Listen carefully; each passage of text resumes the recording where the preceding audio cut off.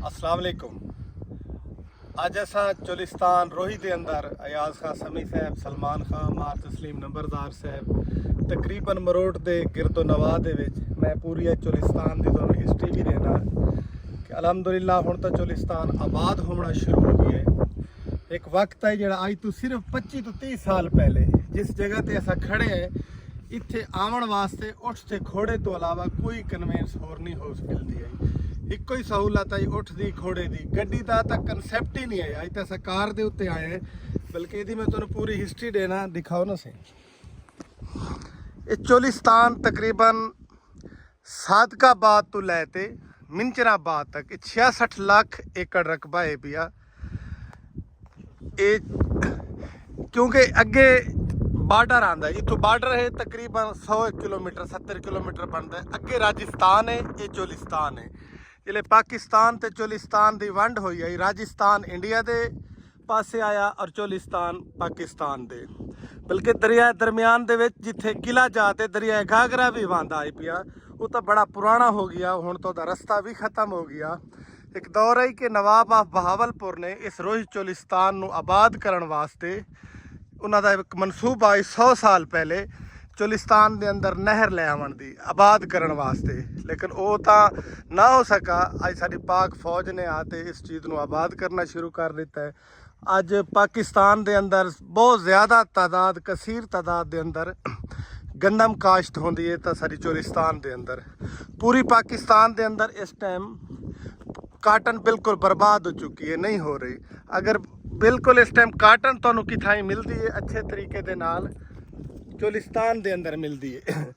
अगर गवर्नमेंट इस साल तवज्जो करे, पाक अफवाज भी तवज्जो करे, क्योंकि हुण जिहड़ी वजीर आला पंजाब ने जिहड़ी सहूलतां दित्तियां वो तो इंतकाल रकबे नूं दित्तियां। वो किसी का 10 एकड़ किसी का 5 एकड़, जिहड़ी ज़्यादा सैकड़ों की तादाद के जिमीदार इत्थे काश्त करता है, ना उन्होंने सोलर की सहूलत ना उन्होंने किसी लोन की सहूलत, कोई भी सहूलत नहीं। हुण जिस तरीके पिछली दफ़ा सबसिडी गवर्नमेंट ने दिता 5000 रुपया फी एकड़ गंदम के वास्ते उबलाइज किया गया जिमीदार नूं।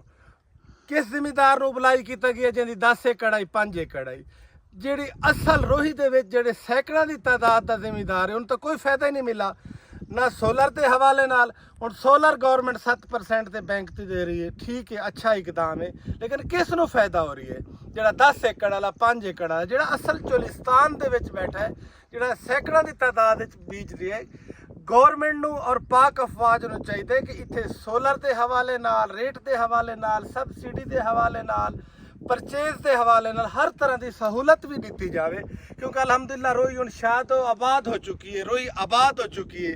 और इस रोही की इस दफ़ा देखो जी गंदम की एक्सट्रा क्यों पाकिस्तान होवन लग पई है, रोही की वजह तो हुई है। शहरी आबादियाँ तो जितनियां ही हैं पईयां, जेड़े जेड़े इलाके सोसाइटियां लै गई, मुरब्बा के मुरब्बे सोसाइटियां के अंदर।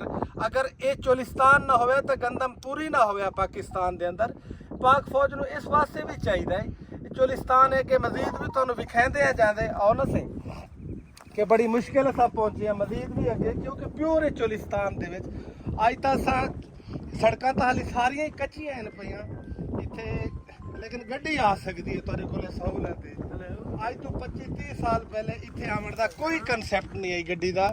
इत्थे तुहानूं आवन वास्ते उठां ते घोड़ां दे उत्ते आंदा है। इत्थे पहुंचण वास्ते पहले कम अज कम 3-3 4-4 दिन लोगों नूं लगदा है, जिहड़े उस टाइम काफले चोलिस्तान के अंदर आंदे हैं।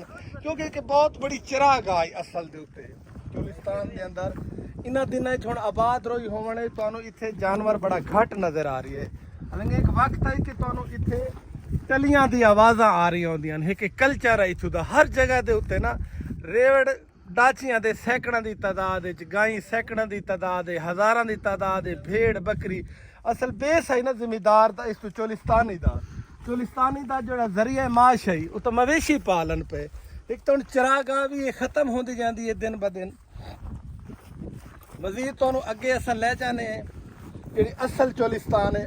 असां बड़ी अज कोशिश की इस चोलिस्तान के अंदर, चोलिस्तान की एक सौगात है, सीटू खुबियाँ फोगसी, यकीन करो दिल अज कुड़ता पिया है। अज 1 महीने तो मुसलसल बारिश हो गई है। ਸਾਨੂੰ ਕੋਈ ਉਹਦਾ ਵਜੂਦ ਨਜ਼ਰ ਨਹੀਂ ਆਇਆ। ਹਾਲਾਂਕਿ ਇੱਕ ਦੌਰ ਆਈ ਜਾਂ ਬਾਰਿਸ਼ ਆਂਦੀ ਆਈ, ਬਾਰਿਸ਼ ਤੋਂ ਦੂਸਰੇ ਦਿਨ ਅਸਾਂ ਲੋਕ ਨਿਕਲਦੇ ਆਸੇ ਮੋਟਰਸਾਈਕਲਾਂ ਤੇ ਆਤੇ ਤੇ ਇਸ ਟਿੱਬਾਂ ਦੇ ਵਿੱਚ ਸਾਨੂੰ ਨਾ ਖੁੱਬੀਆਂ ਵੀ ਮਿਲ ਜਾਂਦੀਆਂ, ਸੀਟੂ ਵੀ ਮਿਲ ਜਾਂਦੀਆਂ ਔਰ ਜਿਤਨੇ ਵੀ ਬੂਟੀਆਂ ਸੌਗਾਤ ਇਹ ਚੀਜ਼ਾਂ ਹਨ ਪਈਆਂ ਵੀ ਹਮਾਰੇ ਸੇ ਫੋਕਸੀ ਆਖਦੇ ਨੇ ਜਿਹੜੀ ਪੱਕਦੀ ਹੈ ਨਾ ਜਿੰਦਾ ਸਾਲਨ ਪੱਕਦਾ ਹੈ ਉਹ ਅਵੇਲੇਬਲ ਹੈ।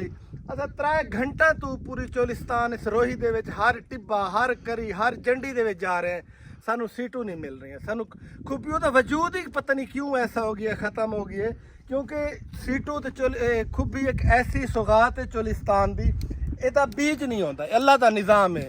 जो ही ये बारिश होती है वो खुद ब खुद बगैर बीज तो उगती है और इतना वो जी सीटू उन्होंने सालन बनता है, खुबियां का सालन बनता है, बल्कि रोटी वाले आटे के खुबियां मिला के उसका बड़ा खूबसूरत टेस्ट है। ਹੁਣ ਜਿੱਤਰੇ ਅਸਾਂ ਵੱਡੇ ਵੱਡੇ ਹੋਟਲਾਂ ਤੇ ਜਾਣੇ ਆ ਪਾਕਿਸਤਾਨ ਦੇ ਅੰਦਰ, ਚਾਹੇ 5 ਸਟਾਰ ਹੋਟਲ ਹਨ ਜਿਤਨੇ ਵੀ ਹਨ ਪਏ, ਉਹ ਜਿਹੜੀ ਖੁੱਬੀ ਦਾ ਤੁਹਾਨੂੰ ਸਾਲਨ ਮਿਲਦਾ ਹੈ ਉਹ ਹਾਈਬ੍ਰਿਡ ਹੈ ਯਾਰ, ਚੋਲਿਸਤਾਨ ਦੀ ਨਹੀਂ ਹੈ। सीटू का तो वजूद ही खत्म हो गया, लेकिन फिर भी किसी होटल से मिलता है वो हाइब्रिड है। जिस तरीके सारे को हाइब्रिड फ्रूट आ गई है, सब्जी आ गई, हाइब्रिड सारी चीज़ें आ गई हैं, वो ओरिजिनल नहीं है। अगर ओरिजिनल होवे तो 17 घंटा तो खपते पे असा तुहानू विखावना भी चाहते से मजीद अगे असा चोलिस्तान का रुख करते पे हैं। अगर उत्थे सानू कोई चीज़ ऐसी मिली तो तुहानू जरूर दिखाए सूँ। अल्लाह तुहानू सलामत रखे। आओ तुहानू अगे चलते हैं, दिखाने ऐसे।